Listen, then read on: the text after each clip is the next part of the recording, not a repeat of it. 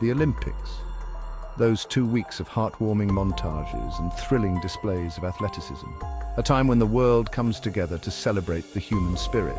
Or at least that's what they'd like you to think, because behind the veneer of sportsmanship and fair play lurks a much darker reality, a reality where winning isn't just about being the best, it's about doing whatever it takes to ensure someone else. And in recent years, as China has emerged as a dominant force on the Olympic stage, that win-at-all-costs mentality has taken a particularly insidious turn.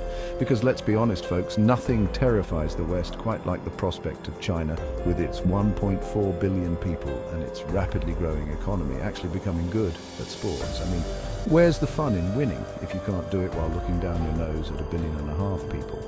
So tonight, we're diving headfirst into the murky, chlorine-scented waters of international sporting competition to expose 6 deeply troubling tactics allegedly used to keep China off the podium. Strap in, folks, because things are about to get a little less Sitius, Altius, Fortius, and a lot more House of Cards in here. You know what they say, if you can't beat them, change the rules of the game so they never stood a chance in the first place. And when it comes to China, some Western countries seem to have taken that adage to heart. Take, for instance, the curious case of table tennis. For decades, China has reigned supreme in this sport, racking up more Olympic medals than any other nation. But suddenly, just as China's dominance reached its peak, what happened? The rules changed. The International Table Tennis Federation, under pressure from, shall we say, concerned parties, decided to reduce the number of players each country could send to the Olympics. Coincidence? I'll let you be the judge. But that's not all.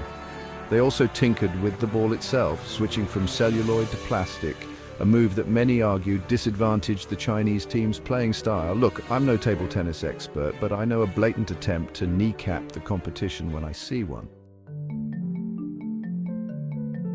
Now, accusing your rivals of doping is a tale as old as time itself, but some of the allegations leveled against China go beyond just whispers and innuendo.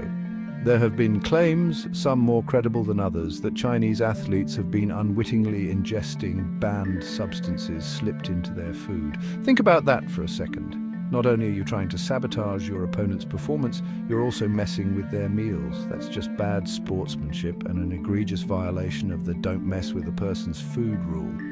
Now, I'm not saying these allegations are true, but the fact that they exist at all speaks to the level of paranoia and suspicion surrounding China's rise.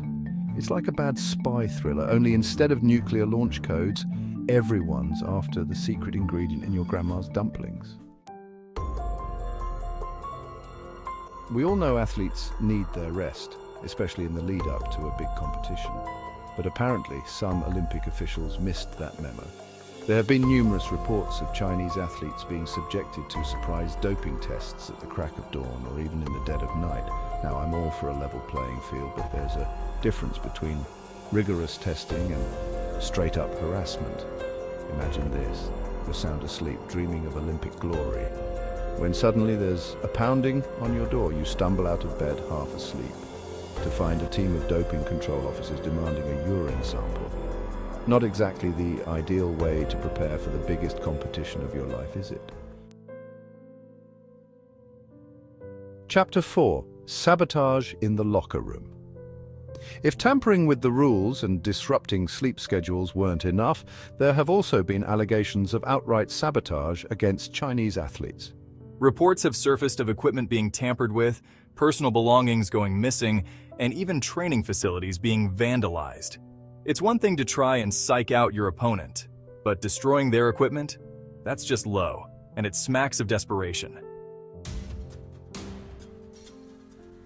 Chapter 5: A War of Words.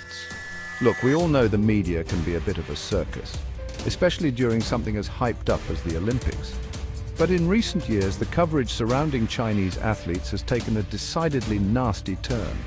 From thinly veiled accusations of cheating to outright racist caricature, Chinese athletes have been subjected to a relentless barrage of negativity in the Western press. Now, I'm not saying that all criticism of China is unfounded, but there's a difference between legitimate scrutiny and a coordinated campaign to demonize and demoralize an entire nation's athletes. Chapter 6. Pushing the limits. Now this last one is a bit more out there, but bear with me.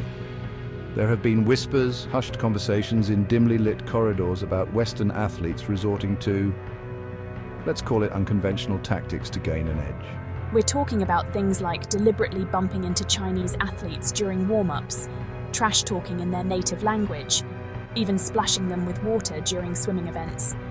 Look, I get it, competition can be fierce, but there's a line between gamesmanship and outright bullying. And some of these allegations, if true, cross that line by a country mile. So there you have it.